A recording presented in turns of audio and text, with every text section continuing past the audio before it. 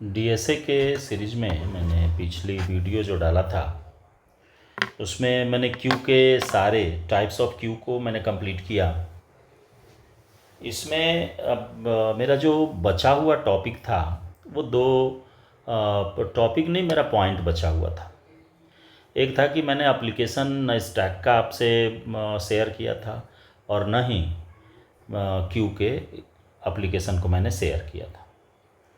तो चलिए इसके एप्लीकेशंस को देख लेते हैं ताकि ये जो मेरा लीनियर का सीरीज चल रहा था, लीनियर का सीरीज एंड हो जाएगा।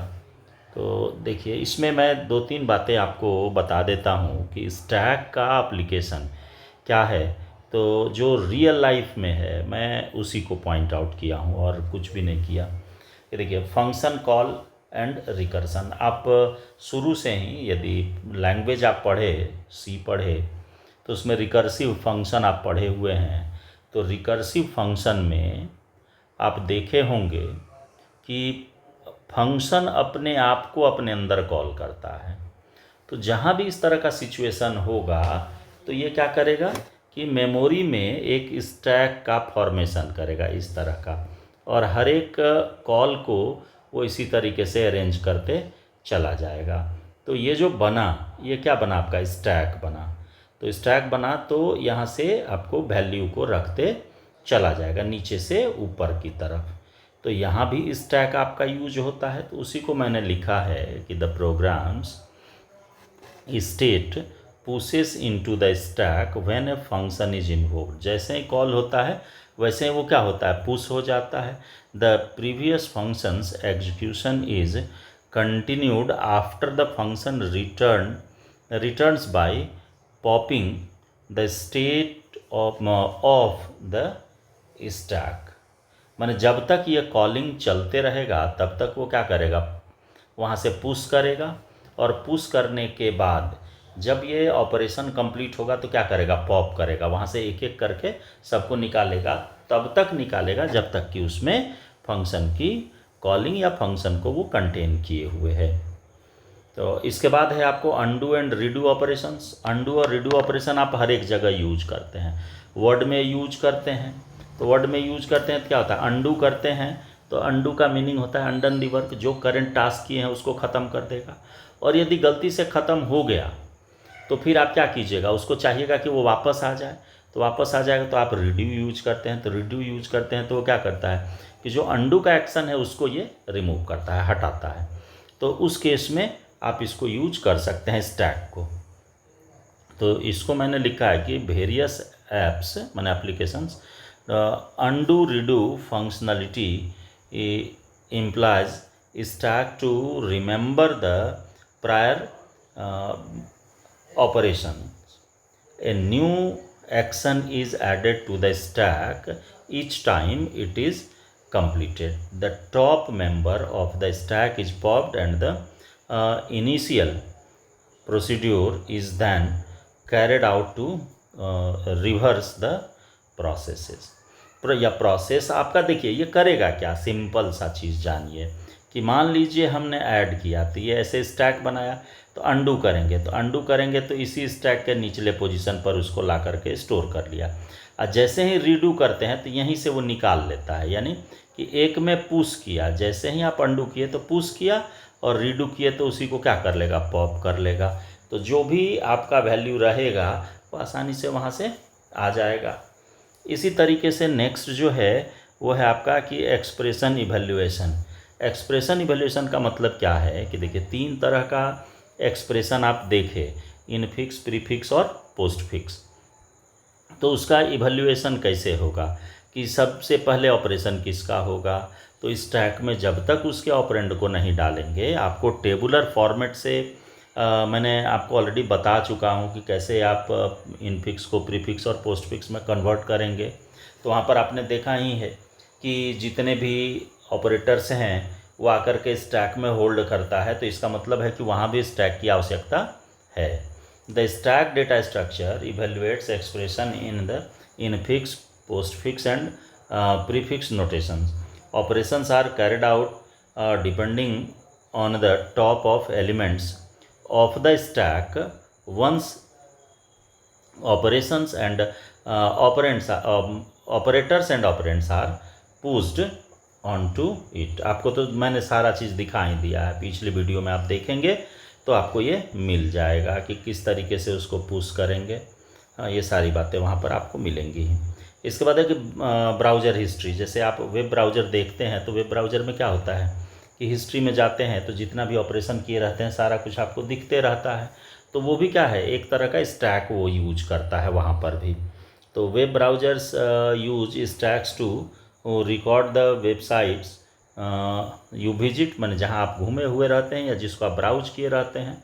The previous URL is taken from the stack when we use the back button and re added when we access the new page. जैसे ही आप नए पेज पर जाते हैं तो बैक बटन दबाते हैं तो आपका क्या होता है कि पेज बैक हो जाता है। तो यहाँ भी आपका स्टैक का यूज होता है। इसके बाद है कि बैलेंस पैरेंथेसिस चेकर जिसको कहते हैं कि जितना ओपनिंग पैरेंथेसिस है उतना क्लोजिंग हुआ या नहीं, तो इसको भी चेक करने के लिए आप यूज करते हैं किसका, स्टैक का। कि to determine whether parenthesis are balanced और not, a stack data structure is used as an operating parenthesis is added, a closing parenthesis is removed from the stack. The parentheses are balanced if the stack is empty after the expression। कि कितना opening है और कितना closing है ये check होता है stack से, आप जान ही रहे हैं। और एक लास्ट मैंने ऐड किया है, जैसे कि आप बहुत सारे जगह पर देखते होंगे बैक ट्रैकिंग मेथड, यानी कि पिछले वाले को लेकर के चलना, यानी कि बैक ट्रैकिंग मेथड कहते हैं। जैसे न्यूमेरिकल एनालिसिस यदि आप पढ़े होंगे तो वहाँ पर बहुत सारे केसेस में हम लोग बैक ट्रैकिंग मेथड को यूज करते हैं, पिछले को यूज कर लेते हैं आगे की तरफ, तो उसी को कहते हैं बैक ट्रैकिंग। तो देखिए यहाँ की the back tracking approach keeps track of the steps in the solution process using stacks. The method pushes the current state onto the stack and then moves backward, removing the previous state from the stack. जो पहले वाला है उस सारे के value को call कर सकता है या वहाँ पर वो जा सकता है, यही काम कहलाता है आपका बैक ट्रैकिंग। अब आइए कि एप्लीकेशन ऑफ क्यू। तो क्यू का एप्लीकेशन क्या है? जनरली क्यू का यूज जो है ये बड़ा क्रिटिकल सिचुएशन में होता है। तो जैसे पहला है कि मल्टी प्रोग्रामिंग में इसका यूज होगा, बहुत सारे अलग अलग तरह के प्रोग्राम्स चलेंगे तो उन सारे को एक शेड्यूल करना, एक क्रम में लाना, ये काम इस जगह पर यूज होगा क्यू का। कि multiple programs executing simultaneously in the main memory are called multi programming. It is माने क्या होता है, ये क्रिटिकल हो जाता है, क्रूशियल ऑपरेशंस को ये परफॉर्म कराता है। तो किसके लिए? तो एरे में, जैसे मान लीजिए कि एरे को हमने लेकर के चला, तो एरे को लेकर के चला तो उस केस में क्या होगा कि सीधा सा है कि हम एक एलिमेंट डालेंगे और उसको एक्सेस कर लेंगे, लेकिन उसी पर यदि मान लीजिए कि मल्टीपल ऑपरेशंस आगे भी करना रहे, पीछे भी ऑपरेशन करना रहे, सीक्वेंस आपका चेंज रहे, तो आप क्या करिएगा कि एक दो वो हम लोग पॉइंटर ले लेते हैं जो कि एक स्टार्टिंग को इंडिकेट करता है, एक एंडिंग को इंडिकेट करता है। तो वहाँ पर तो चूँकि ये एरे है और एक ही स्टोरेज लोकेशन है तो वहाँ पर ऑपरेशन में कोई परेशानी विशेष नहीं होती है, लेकिन फिर भी थोड़ी देर के लिए उलझा देता है। तो जब मल्टी प्रोग्रामिंग की बात होगी तो बहुत सारा प्रोग्राम एक साथ चल रहा होगा, तो सारे को सीपीयू की शेड्यूलिंग मिलना कि हर एक को अपने प्रोग्राम को टाइम पर एग्जीक्यूट कराना, ये आपका काम हो जाता है यहाँ पर क्यू का। इसलिए क्योंकि जो पहले से प्रोग्राम शेड्यूल्ड है, पहले ऑपरेशन उसी का होगा, उसके बाद वाले का फिर देन, इसी तरह से बढ़ते जाएगा। इसी तरह से होता है आपका कि नेटवर्क में इसका यूज होता है। नेटवर्क में क्या होगा, तो जैसे मान लीजिए कि हम कोई मैसेज भेजे, तो मैसेज भेजे तो ऐसा क्या होगा कि जितने भी मैसेज को जितने पैकेट्स में तोड़ा वो पैकेट 1 बाय 1 सारा सेंड हो जाएगा, और जो रिसीवर एंड होगा वहाँ पर जा कर के आपको जो पहला पैकेट होगा वो सबसे आगे और जो अंतिम पैकेट होगा वो सबसे पीछे आकर के लगेगा, क्योंकि यदि पैकेट अपना लोकेशन चेंज किया तो मैसेज भी क्या हो जाएगा, चेंज हो जाएगा। तो वहाँ पर भी यूज होता है, नेटवर्क में भी यूज होता है किसका, क्यू का। ठीक है। और इसके बाद है कि जॉब शेड्यूलिंग। जॉब शेड्यूलिंग समझ ही रहे हैं, यदि आप ऑपरेटिंग सिस्टम पढ़े होंगे तो अच्छे तरीके से इसको आप समझ सकते हैं कि जितने भी जॉब दिए जाते हैं प्रोसेसर को ऑपरेशन के लिए, उन सारे को शेड्यूल करना और हर एक के बीच में एक सर्टेन गैप रखना, यानी कि सबको सेपरेट करना, ये सारा काम हो जाता है किसका, आपके क्यू के एप्लीकेशन के अंदर आते हैं, यानी कि क्यू को इम्प्लीमेंट करते हैं वहाँ पर शेड्यूलिंग के लिए। इसके बाद है आपका कि शेयर्ड रिसोर्सेज। शेयर्ड रिसोर्सेज में क्या आ जाएगा कि जैसे मान लीजिए कि कोई रिसोर्स है, उसको हम शेयर किए, तो एक आदमी पहले से जो रिक्वेस्ट किया है पहले उसको मिलेगा, देन उसके बाद वाले रिक्वेस्ट वाले का, फिर उसके बाद वाले रिक्वेस्ट का, ये लगातार क्रम आपका जो है वो चलते रहेगा। जैसे सपोज कीजिए कि CD ड्राइव है, CD ड्राइव में बहुत सारा प्रोग्राम्स चल रहा है ऐसे नॉर्मली प्रोसेसर में, और वो CD ड्राइव का रिक्वायरमेंट है। तो जैसे पहला वाला यदि रिक्वायरमेंट अपना दिया, सबसे पहले दिया, तो कंट्रोल तो ट्रांसफ़र कर देगा कि CD ड्राइव का कंट्रोल चला गया उस पहले वाले प्रोग्राम के अकॉर्डिंग। दूसरा वाला जो चल रहा था और साइमल्टेनियसली यदि चल रहा, तो जैसे दूसरा एक्सेस करना चाहेगा तो वो कहेगा कि पहला वाला जब रिलीज करेगा तो देन आपको मिलेगा। तो जब तक पहला वाला नहीं छोड़ता है, चूँकि उसका एलोकेशन क्या हो चुका है, पहले हो चुका है, इसलिए वो प्रायोरिटी उसकी क्या हो गई, हाई हो गई। उसके बाद जो भी आएगा उसकी प्रायोरिटी क्या हो जाएगी, लो होते चली जाएगी। यानी कि पहले ऑपरेशन पहला वाले को करने का मौका देगा, देन फिर दूसरे वाले को देगा। तो इसी तरीके से शेयर्ड रिसोर्सेस में भी इसका यूज होता है। जैसे किसी फाइल को आप ही ओपन करिएगा और दूसरा भी कोई यदि नेटवर्क मोड में है और वो ओपन करना चाहेगा तो कहेगा कि फाइल इज इन यूज, कहता है ना, ये अक्सर आपको सिस्टम में दिख जाता है जब मेमोरी भरती है, किसी को डिलीट करते हैं और वो फाइल कहीं एक्सेस हो रहा होता है, तो इस तरह का मैसेज आपको शो करता है।